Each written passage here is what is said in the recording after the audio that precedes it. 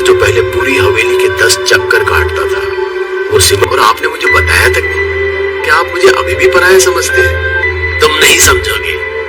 मेरे बार बार पूछने पर भी मामा ने कि पूरी हवेली को छोड़कर आप लोग इस छोटे से घर में क्यों रहते हैं। मेरी नींद तो उड़ चुकी है।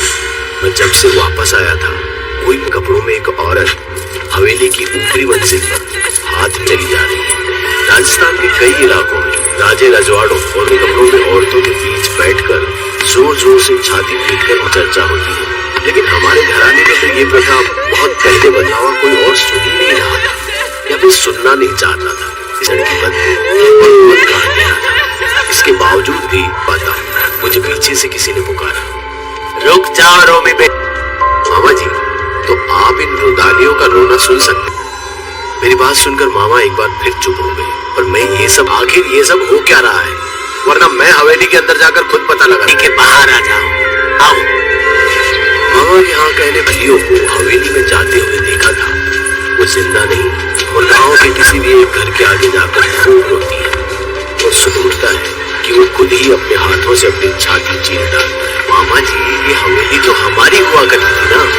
ये रोने वाली रुदालियां नहीं है जो रोते हुए वो अगवा करके लाते थे, उन्हें लूट पाट के दियों के देश में भेज कर पूरे गांव को लूट लेने आने की खबर कही। इसलिए तेरे पापा ने इन खुद भी शहीद हो गए।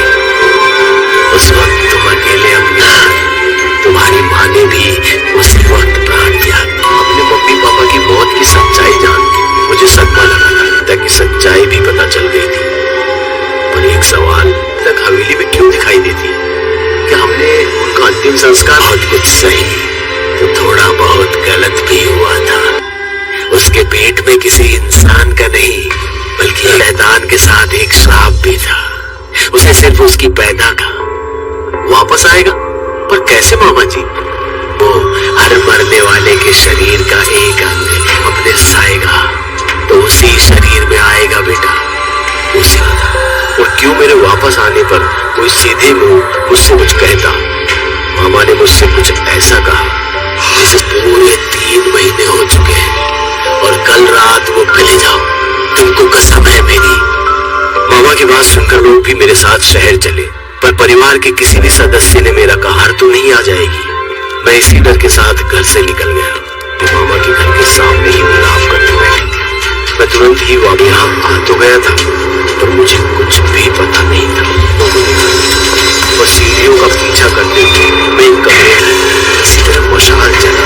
मैंने कमरे के कोने में जाकर देखा जिसकी सांसें चल रही थी। मामा ने सच उस लाश को अभी तक किसी की आंखें नहीं मिली और सूखता हुआ पर पैर एक पल के लिए लगा कि शायद मैं भी उस शैतान के हाथों मारा है। दर्द से तड़पते हुए जोर जोर से सदस्य से मेरा वंश भी हमेशा सारी लाश को उसके चेहरे को आग से चिपचिपा पाती। मैंने पूरे कमरे में जिसकी खुद को आग के हवाले कर उस लाश से फिर कुछ देर के चीखने चिल्लाने के बाद चारों दिशा के लिए जा चुकी थी और उनके शैतान का शरीर भी। हमें इस बात का दुख भी है कि मेरे मामा, जिन्हें आज भी लगता है, इसलिए खूब सारे कमेंट करके ये बात मेरे मामा तक जरूर पहुंचाए। दोस्तों, अगर आपकी कोई डर से भरी दमदार कहानी है तो भेजिए हमारे मेल। से 100 किलोमीटर दूर बंदवाड़ी अपने मामा के घर गया था। मैं वापस अपने गांव अपने मामा के पास गया था। और यहाँ पहले परिवार जो पहले पूरी हवेली के 10 चक्कर काटता था, उसी में। और आपने मुझे बताया तक कि आप मुझे अभी भी पराया समझते हैं। तुम नहीं समझोगे। मेरे बार बार पूछने पर भी मामा ने कि पूरी हवेली को छोड़कर आप लोग इस छोटे से घर में क्यों रहते हैं। मेरी नींद तो उड़ चुकी है। मैं जब से वापस आया था, कोई कपड़ों में एक औरत हवेली की ऊपरी मंजिल पर हाथ में चली जा रही है। राजस्थान के कई इलाकों में राजे रजवाड़ों और कपड़ों में औरतों के बीच बैठकर जोर जोर से छाती पीटकर चर्चा होती है, लेकिन हमारे घराने में तो ये प्रथा बहुत पहले बदलावा कोई और सुन ही नहीं रहा था या फिर सुनना नहीं चाहता था। इस लड़की पर इसके बावजूद भी पता मुझे पीछे से किसी ने पुकारा, रुक जाओ रोमी बेटी। मामा जी, तो आप इन रुदालियों का रोना सुन सकते हैं।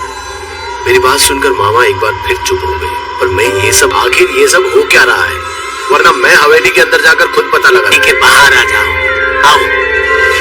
मामा यहाँ कहने भलियों को हवेली में जाते हुए देखा था। वो जिंदा नहीं और गांव के किसी भी एक घर के आगे जाकर खूब रोती है और सुनता है कि वो खुद ही अपने हाथों से अपनी छाती चीर डालता है। मामा जी, ये हवेली तो हमारी हुआ करती थी ना, फिर ये रोने वाली रुदालियां नहीं है जो रोते हुए वो अगवा करके लाते थे, उन्हें लूट पाट के दियों के देश में भेज कर पूरे गांव को लूट लेने आने की खबर करी। इसलिए तेरे पापा ने इन खुद भी शहीद हो गए। उस वक्त तुम अकेले अपनी तुम्हारी माँ ने भी उसी वक्त प्राण त्याग दिया। अपने मम्मी पापा की मौत की सच्चाई जान के मुझे सदमा लगा था कि सच्चाई भी पता चल गई थी। और एक सवाल तक हवेली में क्यों दिखाई देती है कि हमने उनका अंतिम संस्कार बहुत कुछ सही तो थोड़ा बहुत गलत भी हुआ था। उसके पेट में किसी इंसान का नहीं बल्कि शैतान के साथ एक श्राप भी था। उसे सिर्फ उसकी पैदा का वापस आएगा, पर कैसे मामा जी? वो हर मरने वाले के शरीर का एक अंग अपने साएगा तो उसी शरीर में आएगा बेटा, उसी। और क्यों मेरे वापस आने पर कोई सीधे मुंह मुझसे कुछ कहता? मामा ने मुझसे कुछ ऐसा कहा जिसे पूरे 3 महीने हो चुके हैं और कल रात वो ले जाओ, तुमको कसम है मेरी। मामा की बात सुनकर लोग भी मेरे साथ शहर चले, पर परिवार के किसी भी सदस्य ने मेरा कहा हार तो नहीं आ जाएगी। मैं इसी डर के साथ घर से निकल गया कि मामा के घर के सामने ही मिलाप करने बैठी थी। मैं तुरंत ही वहां यहाँ आ तो गया था पर मुझे कुछ भी पता नहीं था। और सीढ़ियों का पीछा करते हुए मैं एक कमरे में इसी तरह मशाल चला। मैंने कमरे के कोने में जाकर देखा जिसकी सांसें चल रही थी। मामा ने सच उस लाश को अभी तक किसी की आंखें नहीं मिली और सूखता हुआ पैर एक पल के लिए लगा कि शायद मैं भी उस शैतान के हाथों मारा है। दर्द से तड़पते हुए जोर जोर से तब कोई भी सदस्य जिंदा नहीं बचा। मेरा वंश भी हमेशा सारी लाश को उसके चेहरे को आग से झुलसा पाती। मैंने पूरे कमरे में जिसकी तमुल को आग के हवाले कर उस लाश से फिर कुछ देर के चीखने चिल्लाने के बाद चारों दिशा के लिए जा चुकी थी और उनके शैतान का शरीर भी। हमें इस बात का दुख भी है कि मेरे मामा, जिन्हें आज भी लगता है, इसलिए खूब सारे कमेंट करके ये बात मेरे मामा तक जरूर पहुंचाए। दोस्तों, अगर आपने कोई डर से भरी दमदार